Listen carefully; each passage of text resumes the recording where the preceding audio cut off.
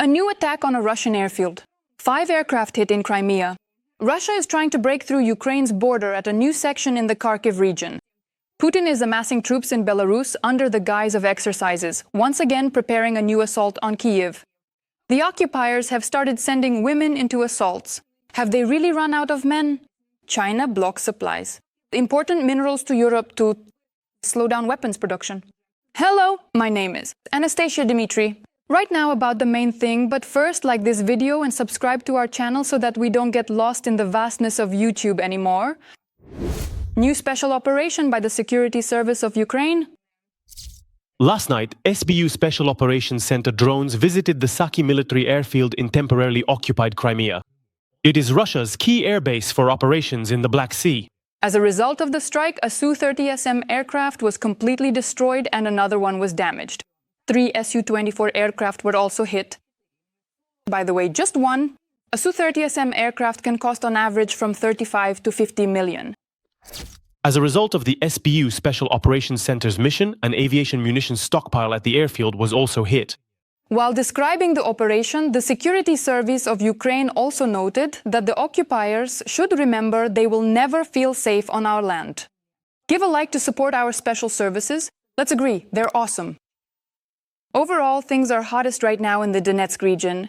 The occupiers are attacking from all sides and trying to push the front line forward, deeper into Ukraine, but our forces keep driving them out. In the past 24 hours, over 1,000 occupiers have been eliminated. The situation is also very difficult in the Kharkiv region. There, the Russian armed forces tried to break through the border. In the morning, they attacked the Hoptivka checkpoint. The Ukrainian armed forces repelled the Russian attack.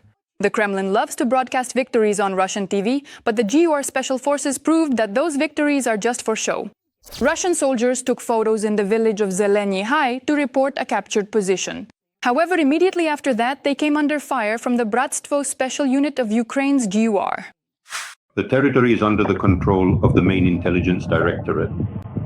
Glory to Ukraine. Glory to the heroes. Intelligence noted that anyone who appears with weapons and tricolors on Ukrainian soil will be destroyed. On propaganda, it didn't work. But what's interesting, and at the same time it is not very joyful, there is a lot of activity of Russians in Belarus, namely in the Gomel region bordering on Kyiv. There, as reported by opposition Belarusian media, armored personnel carriers with red identification marks on the vehicles and anti-drone arches were spotted, and the soldiers had red armbands.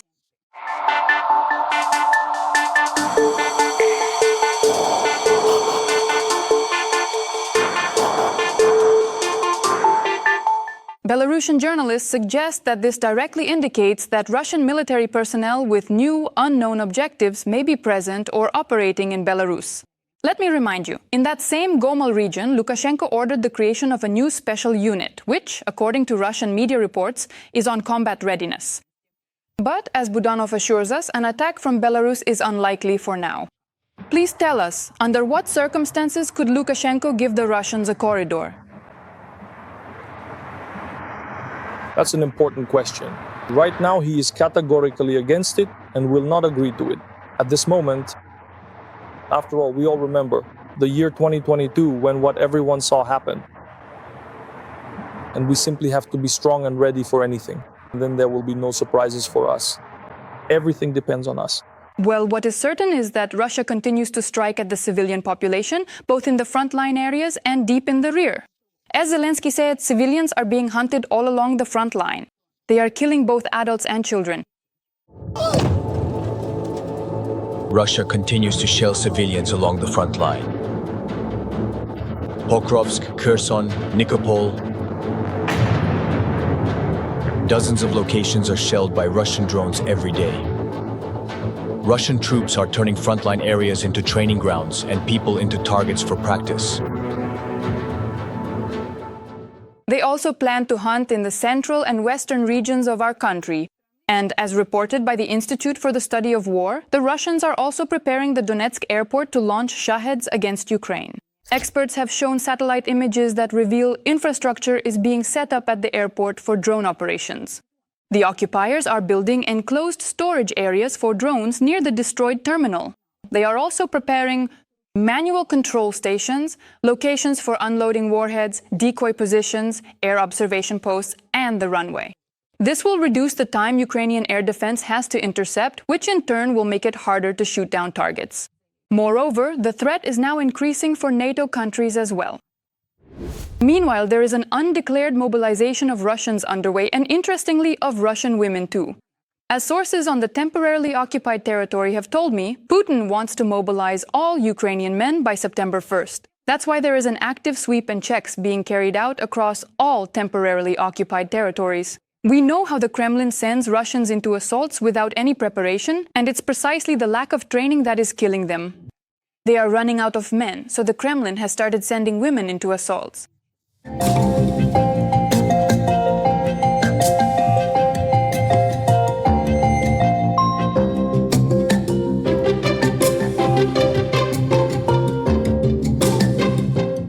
This is Pokrovsk. In this direction, Russians have started sending women into assaults. This was reported by soldiers of the 3rd Spartan Brigade of the National Guard of Ukraine. During the intense fighting, we saw many assault troops on crutches, former convict occupiers under the influence of drugs. However, this is the first time we've seen a woman. The Spartan drones do not discriminate. Everyone who has come to Ukrainian soil is an enemy who will be destroyed. But in the military's opinion, this isn't an extremity, but rather the greater influence of propaganda. I'm sure there have been more such cases of Russian female casualties. Right now, we are witnessing one of the few cases captured on camera.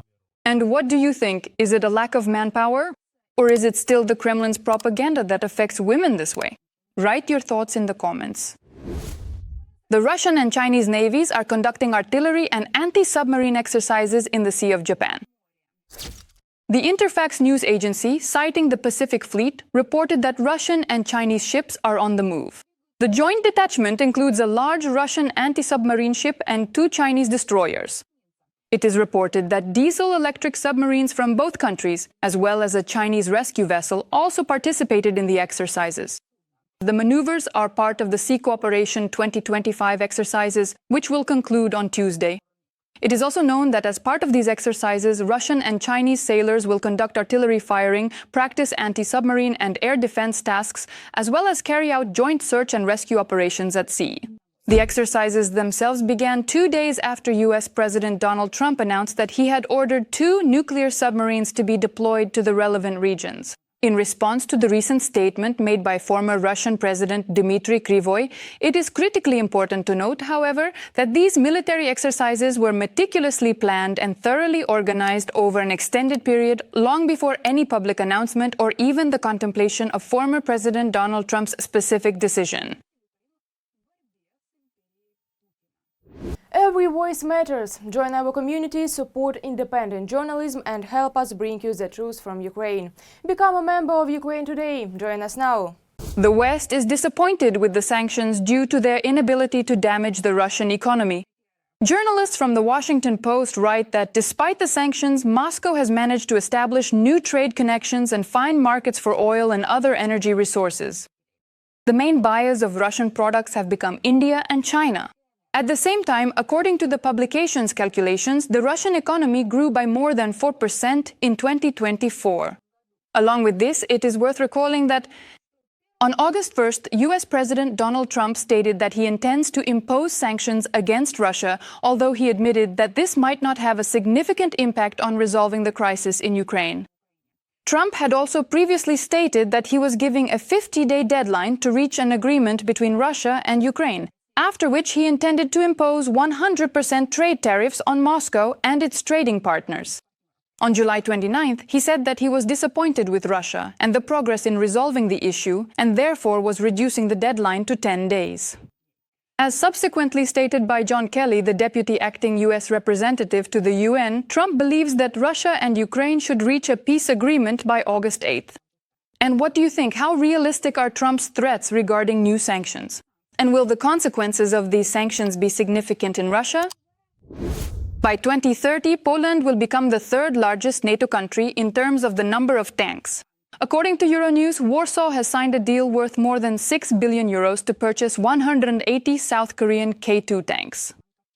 As a result, the total number of tanks in Poland will increase to 100. Units. Currently, Poland is spending on defense 4.7% of its GDP, which is the highest share among NATO countries in relative terms. According to them, 180 tanks. The new agreement includes 81 support vehicles, logistics training, a comprehensive maintenance and repair program, as well as a technology transfer provision. In fact, after the deal is completed, Poland will have a total of 1 to 100 tanks, including 61 tanks produced in Poland itself. Germany, Italy, the United Kingdom and France together have a total of 950 tanks. Only 2 NATO countries, Greece and Turkey, will have more tanks than Poland after the deal is finalized. Currently, Turkey has 2,238 tanks, while Greece has 1,344. Poland's purchase of tanks from South Korea began back in 2022, and in the past, Poland also bought K-239 rocket artillery systems from South Korea. Light combat aircraft F-50 and K-9 self-propelled howitzers. Poland has also purchased Abrams tanks, Apache helicopters, HIMARS artillery systems and Patriot missile defense systems from the United States. Earlier this year, during his first official visit, U.S. Secretary of Defense Pete Hegseth called Poland a model NATO ally. They are now openly talking about nuclear war. American nuclear submarines have approached Russia's borders, once again casting a nuclear threat over the world. More on this in our report. The threat of nuclear war knocked on Russia's door at the invitation of Dmitry Medvedev. Donald Trump sent a clear signal to Putin. With the current US president, nuclear blackmail will not work. In connection with the extremely provocative statements made by former Russian President Dmitry Medvedev, who is now the deputy chairman of the Security Council of the Russian Federation, I have ordered the deployment of 2 nuclear submarines to the appropriate areas in case these foolish and provocative statements turn out to be more than just words.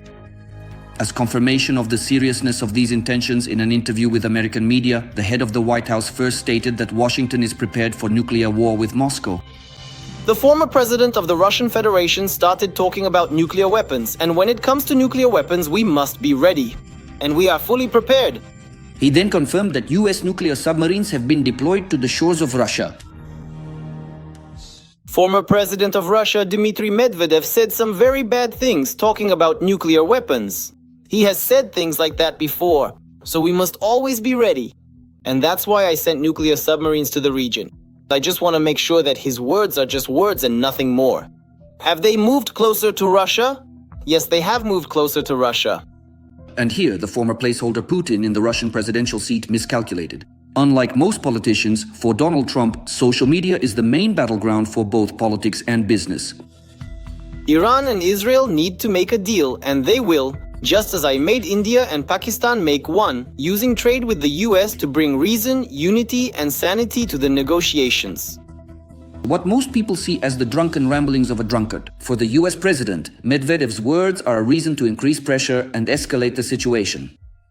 Medvedev shot himself in the foot, but not so much in his own foot as in the foot of the Russian Federation itself. He nullified all the previous decades of efforts by the Russian Federation in terms of nuclear blackmail by the occupying country against the United States and NATO countries. The United States essentially used the very same rhetoric of the Russian Federation, namely aggressively rattling its nuclear weapons against Russia itself, a truly concerning development. This is called mirroring. In essence, a strategic shift has occurred in the relationship between Russia and the Western world. The likelihood that Putin will start a nuclear war is much higher than many are willing to admit.